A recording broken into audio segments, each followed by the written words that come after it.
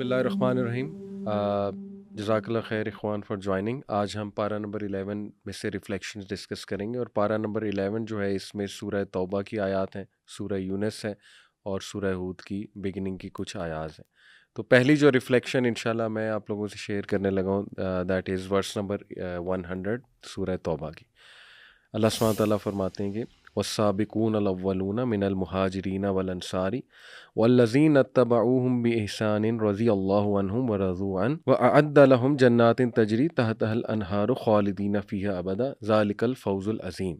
Translation: And the first forerunners, سابقون الاولون, یعنی in the faith, among the Muhajirin and the Ansar and those who followed them with good conduct, Allah is pleased with them and they are pleased with Him, and He has prepared for them gardens beneath which rivers flow, wherein they will abide forever. That is the great attainment. ذَلِكَ الْفَوْزُ الْعَظِيمُ.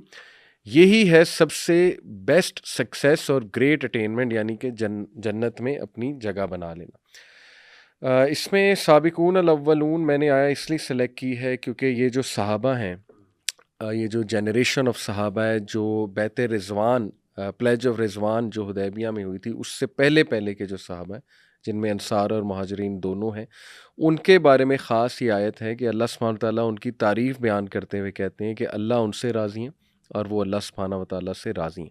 تو میں audience کو نام بھی بتانا چاہوں گا ان صحابہ کے، تاکہ وہ اپنے بچوں کو ان کی سٹوریز بھی سنائیں، بلکہ اس رمضان میں ایک یہ گول بھی بنائیں کہ ہم کم از کم ان صحابہ کے بارے میں تو پڑھیں جن کی اللہ سبحانہ تعالیٰ جو ہے وہ تعریف یہاں پہ بیان کر رہا ہے.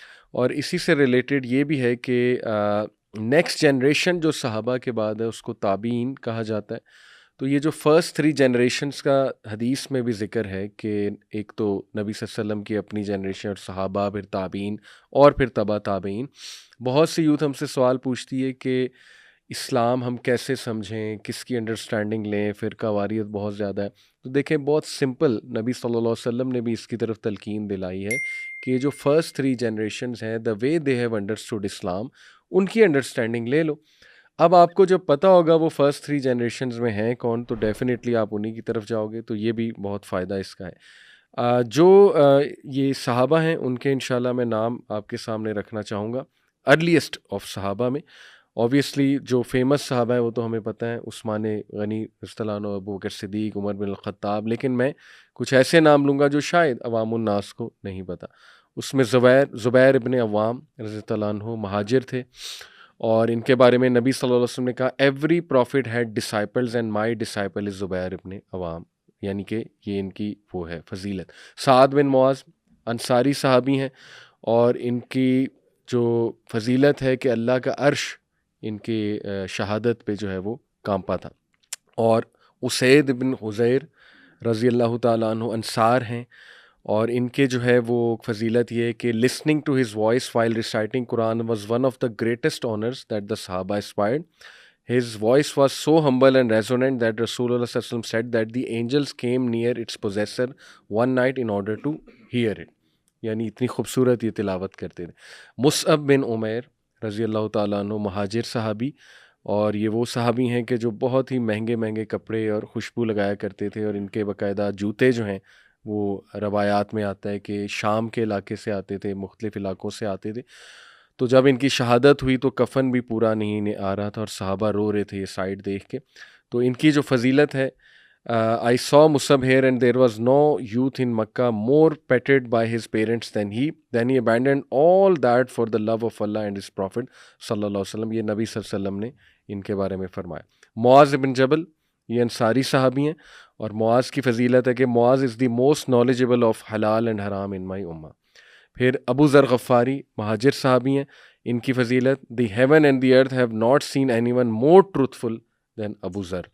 طلحہ بن عبید اللہ مہاجر ہیں، ان کی فضیلت whoever wants to look at a living martyr should look at Talha bin Ubaidullah. کیونکہ غزوہ احد میں Talha bin Ubaidullah was in the forefront protecting Rasul Allah صلی اللہ علیہ وسلم، اور بے ہوش ہو گئے جب رسول اللہ صلی اللہ علیہ وسلم کو خیمے تک پہنچا دیا، لیکن یہ کہ اینڈ تک ساتھ نہیں چھوڑا. ام عمارہ انصار، اور یہ ان کے بارے میں آتا ہے کہ oh Allah make this family my companions in paradise. سبحان اللہ. یہ صحابیہ کے بارے میں اللہ کے نبی صلی اللہ علیہ وسلم نے فرمایا. آسمہ بنت ابی بکر یہ مہاجر صحابیاں ہیں، اور ان کے بارے میں کہ شی از دا ون وتھ 2 بیلٹس، یعنی اللہ کے نبی صلی اللہ علیہ وسلم نے جو ہے وہ ان کے ظاہر ہے پیار سے مخاطب کیا ان کو، اور یہ ان کی فضیلت ہے. تو یہ صحابہ کے نام میں نے رکھے آڈینس کے سامنے، ان کے بارے میں ضرور پڑھیں، اپنے بچوں کو بھی پڑھائیں، کیونکہ یہ سابقون الاولون ہیں. اللہ تعالیٰ ہمیں ان کے طرز زندگی پہ چلنے کی توفیق عطا فرمائے. اچھا علی بھائی، میں بھی نا ایک صحابی کے بارے میں بات کرنا چاہ رہا تھا جو السابقون الاولون من الانصار ہیں، یعنی انصار میں سے ہیں وہ، اور بیعۃ العقبہ میں وہ شامل تھے، اور ان کا نام ہے کعب ابن مالک. تو کعب ابن مالک جو ہیں ان کا ذکر بھی ہے اسی سورت کے اندر، سورۃ التوبہ میں، اور ان کا ایک بڑا ہی خوبصورت واقعہ ہے جو وہ خود بیان کرتے ہیں، اور اس کے اندر بہت زیادہ لیسنز ہیں ہمارے لیے. تو کعب ابن مالک جو ہیں یہ انصاری ہیں، اور بیعۃ العقبہ میں انہوں نے رسول اللہ صلی اللہ علیہ وسلم کے پاس حاضر بھی ہوئے تھے مکہ میں.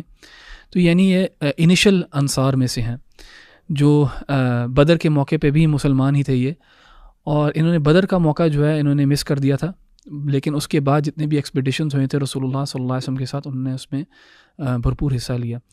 تو اپنے بارے میں اپنا ہی واقعہ سناتے ہیں یہ، اور کہتے ہیں کہ جب تبوک کے لیے نکلنا تھا مسلمانوں نے، اور تبوک کی جو ایکسپیڈیشن ہے وہ 9th year آف ہجرہ میں رسول اللہ صلی اللہ علیہ وسلم نے کال کی تھی، اور اس کو نا غزوۃ العسرہ بھی یا جیش العسرہ بھی کہا جاتا ہے.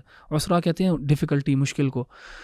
تو یہ اتنی مشکل جرنی تھی کیونکہ بہت دور جانا تھا، اور ڈیزرٹ کے تھرو ٹریورس کرنا تھا، بہت ہی مشکل علاقہ تھا جس کے تھرو جانا تھا. گرمی تھی بہت زیادہ، اس سے کچھ سال اسی سال بارش بھی کم ہوئی تھی، تو جو ہارویسٹ تھا وہ بھی کم تھا، اور جو دشمن تھا وہ رومی تھے جو بہت زیادہ لارج ان نمبرز تھے. تو یعنی یہ بہت ہی ڈیفیکلٹ جرنی تھی. تو اور اس کے لیے جو رسول اللہ صلی اللہ علیہ وسلم نے جو آواز لگائی جہاد کے لیے، اور اس کے لیے جو کال تھی وہ سب کے لیے تھی. Everyone was obliged to join. ہر مسلمان کے اوپر ڈیوٹی تھی کہ وہ کنٹریبیوٹ کرے اپنے مال کے عوض اور اپنی جانوں کے عوض، یعنی وہ کنٹریبیوٹ کریں فزیکلی ایز ویل، وہ جائیں. تو کعب بن مالک کہتے ہیں کہ میں بہت اچھی پوزیشن کے اندر تھا، یعنی میری سواری بھی تیار تھی، سب کچھ تھا میرے پاس. میں اتنا کبھی بھی ریڈی نہیں تھا ایسے ایکسپیڈیشن کے لیے جتنا اب تھا، یعنی 9th year کے اندر. لیکن کہتے ہیں کہ میں نے سوچا کہ میں جاؤں گا. جب آرمی تیار ہو رہی تھی میں نے کہا میں ابھی اپنی تیاری کر لوں گا. جب وہ تیار ہو کے نکل گئی تو میں نے کہا چلیں میں ابھی تیار کر کے میں پیچھے پکڑ لوں گا، کیچ اپ کر لوں گا آرمی کو. یعنی بیسکلی انہوں نے پروکیسٹینیٹ کیا، آہستہ آہستہ آرمی جو ہے وہ نکل گئی رسول اللہ صلی اللہ علیہ وسلم کے ساتھ، اور کعب جو ہے وہ پیچھے رہ گئے. اور ان کی پیچھے رہنے کی وجہ جو تھی وہ یہی تھی کہ انہوں نے کہا کل پہ ڈال دیا انہوں نے، میں کل کر لوں گا، پروکیسٹینیٹ کیا انہوں نے. پھر وہ کہتے ہیں کہ جب میں نے اپنے ارد گرد دیکھا تو جو مدینہ میں مشہور منافقین تھے صرف وہی پیچھے رہ گئے تھے، باقی سب جو ہیں سب صحابہ جو ہیں وہ چلے گئے تھے. تو جب رسول اللہ صلی اللہ علیہ وسلم واپس آتے ہیں تو جو منافقین تھے وہ رسول اللہ صلی اللہ علیہ وسلم کے پاس جا کے اب بہانے بنا کے تو انہوں نے اپنے آپ کو ابزالو کرا لیا، بلکہ رسول اللہ صلی اللہ علیہ وسلم سے دعائیں بھی انہوں نے لے لیں. یعنی کچھ نے جا کے کوئی نہ کوئی بہانہ بنایا تو رسول اللہ صلی اللہ علیہ وسلم نے ان کو دعا دی اور چھوڑ دیا ان کو. اور باقاعدہ اللہ سبحانہ تعالیٰ نے بھی قرآن میں کہا نا کہ تم نے کیوں ان کو الاؤ کیا، اللہ تعالیٰ تمہیں معاف کرے. پر رسول اللہ صلی اللہ علیہ وسلم جو ہے وہ فیس ویلیو پہ انہوں نے ان کے ایکسکیوزز کو ایکسیپٹ کیا. کعب جب جاتے ہیں رسول اللہ صلی اللہ علیہ وسلم کے پاس تو کہتے ہیں کہ رسول اللہ میں بہت ایلوکوینٹ آدمی ہوں، اگر میں اپنی باتوں سے آپ کو منا سکتا تھا کہ میں کیوں نہیں آیا، میں یعنی کوئی نہ کوئی ایکسکیوز میں گھڑ سکتا تھا، لیکن میں آپ کو سچ بتاؤں میرے پاس کوئی ایکسکیوز نہیں ہے، میں بالکل ریڈی تھا، لیکن بس ایک لحاظ سے شیطان نے مجھے روک لیا اور میں جوائن کر سکا آپ کو. تو رسول اللہ صلی اللہ علیہ وسلم نے کہا ٹھیک ہے، تو تمہارا معاملہ جو ہے نا اس کو ہم نے ڈیلے کر دیتے ہیں اور اللہ تعالیٰ ڈیسائیڈ کرے گا تمہارے معاملے کو.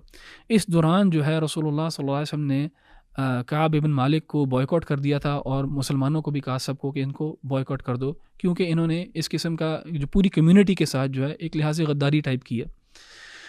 تو کعب کہتے ہیں کہ جب میں یہ بات کر کے واپس آیا تو ہر کوئی مجھے کہہ رہا تھا کہ یار تم نے بھی رسول اللہ صلی اللہ علیہ وسلم کو کوئی بہانہ بنا دینا تھا، تم نے بھی جا کے کہہ دینا تھا دیکھو فلاں نے بہانہ بنایا، فلاں نے بھی بنایا، فلاں نے بھی بنایا، اور ان کو تو رسول اللہ صلی اللہ علیہ وسلم نے دعائیں بھی دیں.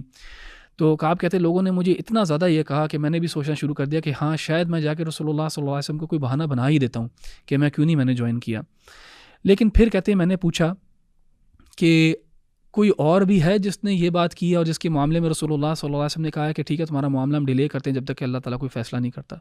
تو انہوں نے 2 لوگوں کا نام لیا، اور کعب کہتے ہیں کہ ان 2 لوگوں کا نام سن کے نا مجھے تسلی ہوگی، کیونکہ یہ وہ 2 لوگ تھے جن کے بارے میں سارے مسلمان جو ہیں وہ یعنی وہ اپنے اخلاص سے پہچانے جاتے تھے. ہلال بن امیہ اور مرارہ بن ربیعہ. جی بالکل، ہاں جی، ہلال اور مرارہ، بالکل یہ روایت کے اندر 2 نام آتے ہیں، اور یہ دونوں جو صحابی تھے یہ سنسیئر صحابہ میں سے تھے. تو کعب کہتے ہیں کہ مجھے تسلی ہوئی، اور اس سے بھی ہمیں پتہ لگتا ہے کہ اکثر ہوتا یہ ہے کہ سچ جہاں پہ ہوتا ہے وہاں پہ نمبرز میں قلت ہوتی ہے، اور اسی پارے میں سورہ توبہ میں ہی 119 میں اللہ سبحانہ تعالیٰ نے کہا کہ یا ایھا الذین آمنوا اتقوا اللہ وکونوا مع الصادقین، اللہ تعالیٰ کا تقوی اختیار کرو، وکونوا مع الصادقین، اور صادقین میں جہاں بھی صادقین ہیں ان میں سے ہو جاؤ، ان کے ساتھ کھڑے ہو جاؤ. تو کعب نے بھی اسی چیز کا اگزامپل دیا ہمیں کہ جو 2 لوگ جن کے بارے میں معروف تھا کہ یہ لوگ صادقین میں سے، ان کے ساتھ وہ کھڑے ہو گئے بجائے بہانہ بنا کے اپنے آپ کو بچانے کے لیے، ایک شارٹ ٹرم بینیفٹ کے لیے.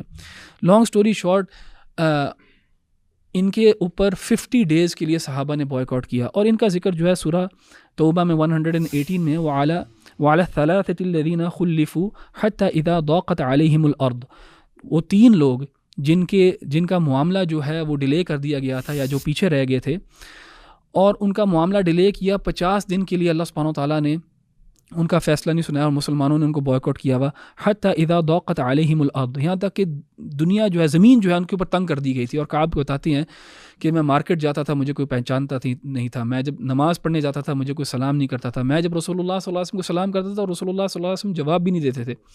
تو کہتے میں دیکھتا تھا کہ آپ صلی اللہ علیہ وسلم مجھے دیکھ رہے ہیں کہ نہیں دیکھ رہے، لیکن آپ صلی اللہ علیہ وسلم میری طرف نظر بھی نہیں کرتے تھے. لیکن جب میں اپنا منہ ادھر کر لیتا تھا تو مجھے فیل ہوتا تھا کہ آپ صلی اللہ علیہ وسلم مجھے دیکھ رہے ہیں.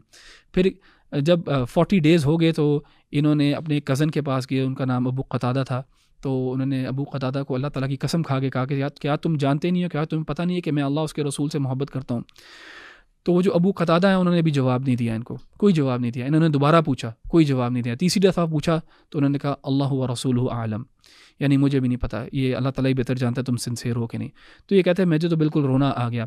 اسی دوران جو ہے جو غسان ایک ٹرائب تھی نارتھ کے اندر جو رومیوں کے ساتھ تھے، ان کے لیڈر کی طرف سے ایک لیٹر آتا ہے کعب کو، اور انہوں نے چاہا کہ ہم کعب کو جو ہے نا اپنے ساتھ کر لیں، اپنے ساتھ ملا لیں، اور کہا کہ ہمیں پتہ لگا ہے کہ تمہارے لیڈر نے بوائیکاٹ کر دیا تو تم ہمیں جوائن کر لو. تو کعب نے کہا میں نے اس کو فتنہ سمجھا اپنے لیے اور اس لیٹر کو جلا دیا. بہرحال 50ویں دن فجر کے بعد ان کو پتہ لگتا ہے کہ اللہ سبحانہ وتعالیٰ نے یہ آیت نازل کی ان کے معاملے میں کہ اذا ضاقت علیہم الارض بما رحبت وضاقت علیہم انفسہم، یعنی ان کی اپنی نفس کے اندر، اپنی ذات کے اندر بھی جو ہے نا وہ ایک تنگی اور ایک کنسٹرکشن محسوس کر رہے تھے. وظنوا ان لا ملجأ من اللہ الا الیہ، اور انہوں نے بھی پہچان لیا، انہوں نے بھی جان لیا، کعب نے اور ان کے 2 ساتھیوں نے، کہ اللہ سبحانہ وتعالیٰ کے علاوہ اب کوئی راستہ نہیں ہے، اب اللہ سبحانہ وتعالیٰ کی طرف ہی ہم رخ کر سکتے ہیں. سب مسلمانوں نے، ہر کسی نے ہمیں چھوڑ دیا. ثم تاب علیہم، پھر اللہ سبحانہ وتعالیٰ نے ان کی توبہ قبول کی. ثم تاب علیہم لیتوبوا ان اللہ هو التواب الرحیم، تو اللہ سبحانہ وتعالیٰ بے شک توبہ قبول کرنے والا ہے. تو اس لیسن سے ہمیں پتہ لگتا ہے کہ پروکریسٹینیشن نے ان کو اس مسئلے میں ڈالا اور سچ نے ان کو اس مسئلے سے نکالا. تو سچائی کا جو ہے نا دامن انسان کو تھام لینا چاہیے اور سچوں کے ساتھ کھڑے ہو جانا چاہیے. کونوا مع الصادقین. اور کبھی کبھار انسان کو لگتا ہے کہ اس نے کوئی غلطی کی ہوتی ہے، لیکن وہ جھوٹ سے جو ہے نا سمجھتا ہے کہ اس غلطی میں سے نکل جائے گا، اور ایسا ہوتا بھی ہے. جھوٹ بول کے انسان وقتی طور کے اوپر تھوڑی دیر کے لیے جو ہے نا اس سے بچ جاتا ہے، لیکن لانگ ٹرم اس کو نقصان ہوتا ہے. یہاں پہ آپ دیکھیں گے کہ کعب نے اور ان کے 2 ساتھیوں نے شارٹ ٹرم اپنے آپ کو نقصان پہنچایا کہ 50 دن جو ہے، اور 50 دن بہت زیادہ ٹائم ہوتا ہے ایک کمیونٹی میں رہنا جہاں پہ کمیونٹی بالکل آپ کو نہ سلام کر رہی ہے، نہ آپ سے کوئی بات کر رہی ہے. تو شارٹ ٹرم تو انہوں نے نقصان اٹھایا، لیکن لانگ ٹرم، اور لانگ ٹرم سے مراد یہ تھا قیامت تک جو ہے ان کی توبہ کا اور ان کی توبہ کی مقبولیت کا ذکر ہے یہاں پہ. اور جب ظاہر اللہ سبحانہ تعالیٰ نے اس وقت توبہ قبول کی تو انہوں نے سب ان کے گناہ پیچھے جو ہے سب معاف کر دیے. تو یہ کعب کہتے ہیں کہ میرے لیے پورے قرآن میں ان سے زیادہ قیمتی آیات نہیں ہیں. اس میں جو وضاقت علیہم انفسہم ہے نا، جی، اس سے بھی پتہ چلا کہ اصل میں اسی واقعے کے اندر کہ ان کی پھر جو بیگمات تھیں ان کو بھی حکم دیا گیا کہ آپ ان سے دور ہو جائیں. یعنی اتنا اسٹرکٹ بائیکاٹ ہو گیا، یہاں تک کہ صرف ایک جو ہلال بن امیہ چونکہ ضعیف تھے، بوڑھے ہو گئے تھے صحابی، تو ان کو ایکسیپشنل اجازت دی تھی کیونکہ ان کی وائف نے کہا تھا کہ میں ان کا خیال رکھتی ہوں اور میرے بغیر ان کا کوئی خیال نہیں رکھ سکتا، ان کے لیے سروائیو کرنا مشکل ہو گیا. اللہ تعالیٰ آپ کو رضائے خیر دے. بہت ایمان افروز واقعہ تھا یہ. سورۃ توبہ ہی اس کے حوالے سے کچھ ڈسکشن چل رہی ہے. میں ایک آیت ذکر کرنا چاہتا ہوں منافقین کے حوالے سے. اگین منافقین کا تذکرہ آیا. آیت نمبر 107 کے اندر اللہ تعالیٰ ذکر کرتے ہیں مسجد زرار کا. منافقین نے ایک مسجد بنائی تھی مدینہ کے اندر، اور ان کا مقصد یہ تھا کہ اس مسجد کے اندر ہم لوگ کیا کریں گے، پلاٹنگ کریں گے مسلمانوں کے خلاف اور اس کو استعمال کریں گے. اور اس مسجد کی اپنے اس ایکشن کو ویلیڈیٹ کرنے کے لیے انہوں نے اللہ کے رسول صلی اللہ علیہ وسلم کو دعوت دی کہ آپ آئیے اور آ کے یہاں پہ نماز پڑھ لیجئے، تاکہ جب نبی صلی اللہ علیہ وسلم نماز پڑھ لیں گے تو اس مسجد کو ایک مسجد ہونے کا مقام مل جائے گا اور ہمارا جو پردہ وہ پڑا رہے گا. تو اللہ تعالیٰ نے ظاہرہ ان کو روک دیا اور باقاعدہ اس مسجد کو جلا دیا گیا. آج بھی وہ جگہ موجود ہے. تو یہاں پہ اللہ تعالیٰ نے اس کے حوالے سے آیت نمبر 108 میں کیا فرمایا، لا تقم فیہ ابدا. اے نبی صلی اللہ علیہ وسلم کبھی بھی اس مسجد میں آپ نے کبھی نہیں کھڑے ہونا. لمسجد اسس علی التقوی من اول یوم احق ان تقوم فیہ. وہ مسجد جس کی بنیاد تقوی ہے وہ زیادہ حق رکھتی ہے کہ اس میں کھڑا ہوا جائے اور آپ اس میں کھڑے ہوں. فیہ رجال یحبون ان یتطہروا. اس میں ایسے لوگ موجود ہیں جو پاکیزگی کو پسند کرتے ہیں. واللہ یحب المطہرین. اور اللہ تعالیٰ پاک لوگوں کو پسند کرتے ہیں. آگے پھر افمن اسس بنیانہ علی تقوی من اللہ ورضوان خیر. اللہ تعالیٰ نے اس کو مزید وضاحت کی. تو اس آیت سے ہمیں دو چیزیں پتہ چلتی ہیں. ایک تو پاکیزگی کی اہمیت کا پتہ چلتا ہے، ٹھیک ہے. تو یہاں پہ مفسرین بیان کرتے ہیں، دو روایات ملتی ہیں. بعض علماء نے کہا یہاں پہ کون سے لوگ ہیں جن کے بارے میں اللہ نے کہا کہ اللہ تعالیٰ ان لوگوں کو ان سے محبت کرتے ہیں، یعنی اس جگہ اس مسجد کے اندر، مسجد یعنی جس کی بنیاد تقوی پر ہے اور جہاں کے لوگ جو ہے وہ پاکیزگی کو پسند کرتے ہیں اور اللہ ان سے محبت کرتے ہیں. تو بعض علماء نے کہا یہاں سے مراد مسجد نبوی ہے. بعض علماء نے کہا یہاں پہ مراد مسجد قباء ہے. اور خاص طور پہ ہمیں رجحان یہی نظر آتا ہے کہ مسجد قباء، اگرچہ جنرل حکم کے اندر دونوں مساجد شامل ہو جاتی ہیں. تو مسجد قباء کے حوالے سے اللہ کے رسول صلی اللہ علیہ وسلم نے اہل قباء سے پوچھا کہ اللہ تعالیٰ نے آپ کی تعریف کی ہے، تو واللہ یحب المطہرین، اللہ آپ سے محبت کرتے ہیں، تو پاکیزگی حاصل کرنے کے لیے آپ کیا ایسا کام کرتے ہیں جس کی وجہ سے اللہ نے آپ سے اس بات کی، آپ کی اس حوالے سے آپ کی تعریف کی.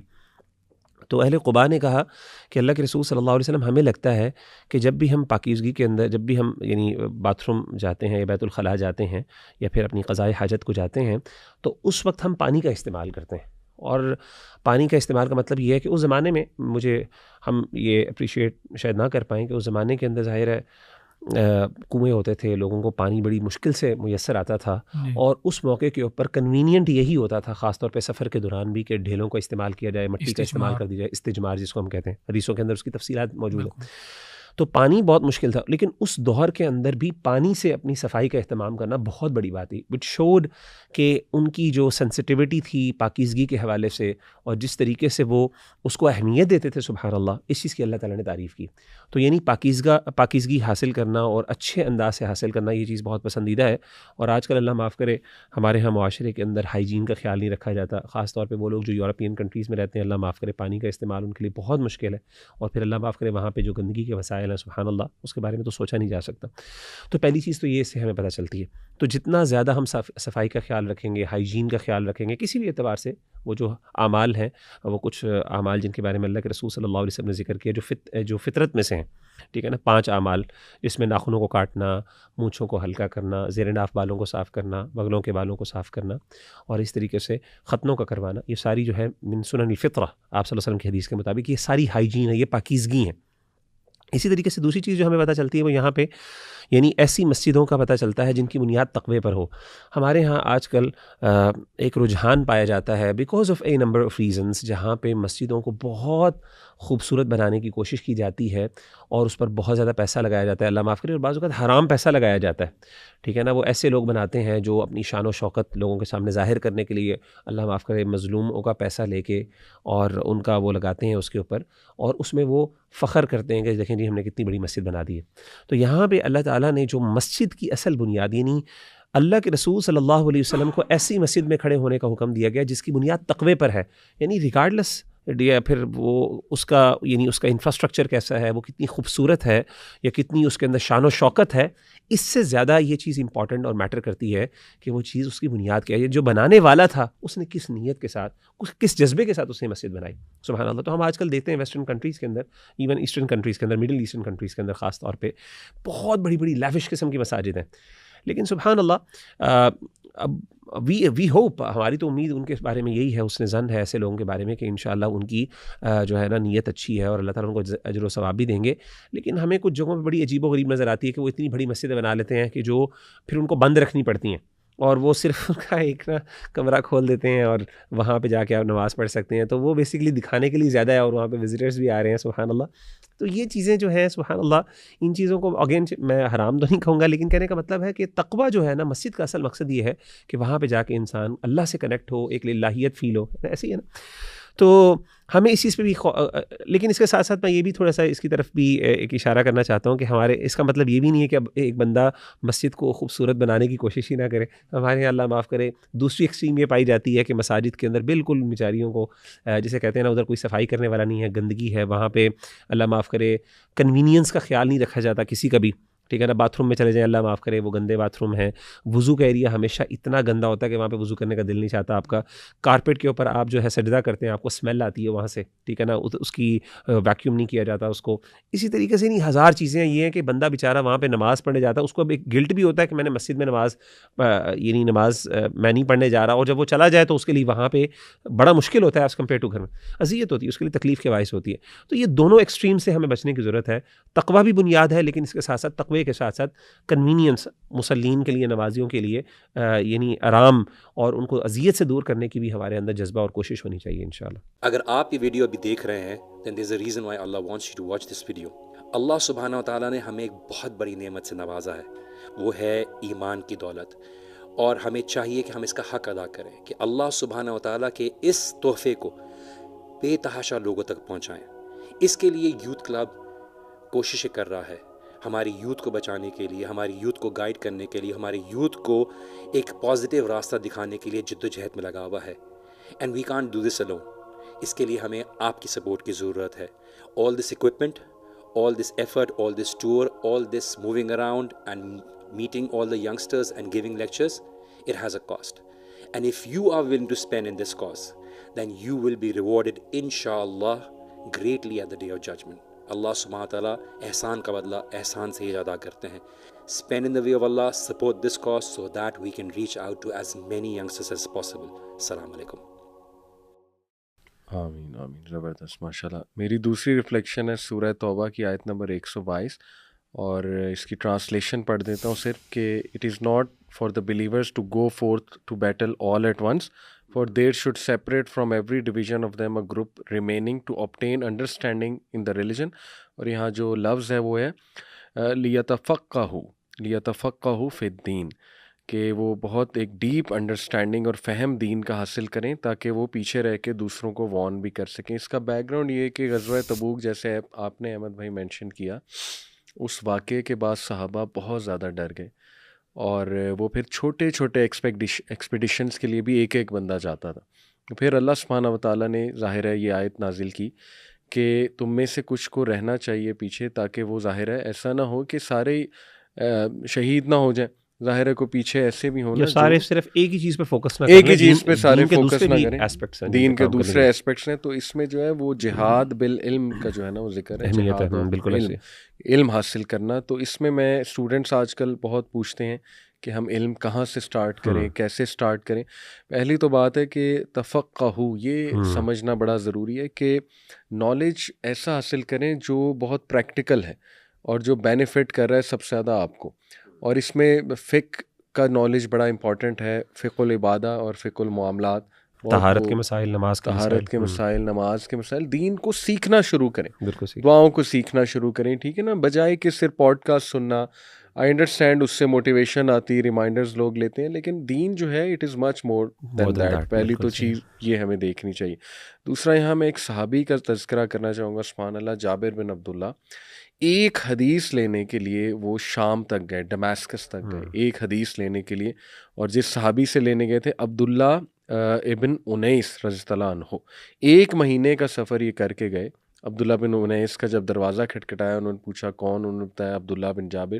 تو اتنا خوش ہوئے, انہیں حق کیا, اور پھر انہوں نے کہا میں نے سنا آپ کے پاس ایک حدیث ہے جو میں نے نہیں سنی ہوئی. تو حدیث یہ تھی کہ انہیں سنایا انہیں کہ نبی صلی اللہ علیہ وسلم نے فرمایا کہ Allah will resurrect people naked and uncircumcised on the day of judgment. یعنی یہ ایک حدیث لینے کے لیے وہ 1 مہینے کا سفر کر کے گئے ہیں. تو اس سے ثابت یہ ہوتا ہے کہ ٹھیک ہے آپ کہتے ہیں دور فتنے کا ہے, فتنے کا دور ہے, ہم کیا کریں, یہ بھی تو دیکھیں نا آسانی کتنی ہو چکی ہے. اللہ سبحانہ و تعالیٰ بیلنس بھی تو کریٹ کرتا ہے نا. اب تو باقاعدہ آپ کے لیپ ٹاپ تک علم آ چکا ہے. IOU انٹرنیشنل اوپن یونیورسٹی ماشاء اللہ ہمارے علماء نے درس نظامی آن لائن ایسے ایونیوز کھول دیے ہوئے ہیں. پھر انسٹیٹیوٹس کتنے کھل چکے ہیں. تو دس از نو مور این ایکسکیوز کہ علم حاصل کرنا بہت مشکل ہے یا میں ٹائم کیسے نکالوں. ٹائم بھی نکل سکتا ہے. ٹائم مینجمنٹ پہ کتنی باتیں جو ہے وہ آج کل ہوتی ہیں.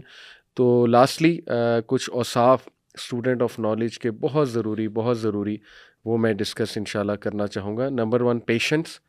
بہت سے لوگ علم حاصل کرنا شروع کرتے ہیں, بیچ میں ڈی موٹیویٹ ہو جاتے ہیں یا سوالات پیدا ہونے شروع ہو جاتے ہیں اور چھوڑ دیتے ہیں.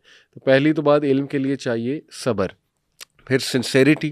علم آپ حاصل کیوں کر رہے ہیں, یو شوڈ بی سنسیئر. تیسرا acting upon whatever you know. جتنا حاصل کر لیا اس پہ فوراً ایکٹ کرنا شروع کر دینا. اور پھر فوکس اور چوزنگ رائٹیس کمپینینس کو چوز کرنا. انگیجنگ ان استغفار اینڈ ذکر. پھر اسٹڈنگ بک ریڈنگ کی عادت ڈالنا اپنے آپ کو, یہ بہت ضروری ہے. Good manners towards the teacher, اور مینرز کے ساتھ چلنا, اخلاق بھی بہت ضروری ہے. اینڈ میکنگ دعا ٹو اللہ سبحانہ تعالیٰ. اور یہ میں بتا دوں کہ سبحان اللہ میرے تجربے کے مطابق اور میرا جو ایک مشاہدہ ہے, وہ فیملیز جو اکٹھے علم حاصل کرتی ہیں نا, وہ سب سے اسٹرانگ فیملیز میں نے دیکھی ہیں. مطلب اپنے ارد گرد دے آر دا فیملیز جن میں بہت الفت, محبت, برکت, شفقت اور بلیسنگز اللہ تعالیٰ کی صاف نظر آتی ہیں. ایسے دوست جو اکٹھے علم حاصل کرتے ہیں, they are the strongest of friends. یعنی ان کا تعلق سب سے اسٹرانگ ہوتا ہے. اور ایسے لوگ جو قرآن اکٹھے اسپیشلی پڑھتے ہیں, قرآن کے لیے ٹائم نکالتے ہیں, وہ بیسٹ, مطلب اللہ تعالیٰ ان کا ریلیشن بناتا ہے اور برکت ڈالتا ہے اللہ ان کے ہر معاملے میں. تو اس لیے علم کی بہت سی برکات ہیں, اس کے لیے ضرور ٹائم نکالیں. چلیے بھائی, یہاں پہ نا ایک آیت آیا نمبر 112 میں اللہ سبحانہ و تعالیٰ نے بڑی خوبصورت انداز کے اندر کچھ کریکٹرسٹکس مینشن کیے ہیں. میں صرف ان کو پڑھ دوں گا اور ایک لحاظ سے ترجمہ کر دیں گے. التائبون العابدون الحامدون السائحون الراكعون الساجدون الآمرون بالمعروف والناهون عن المنكر والحافظون لحدود الله وبشر المؤمنين.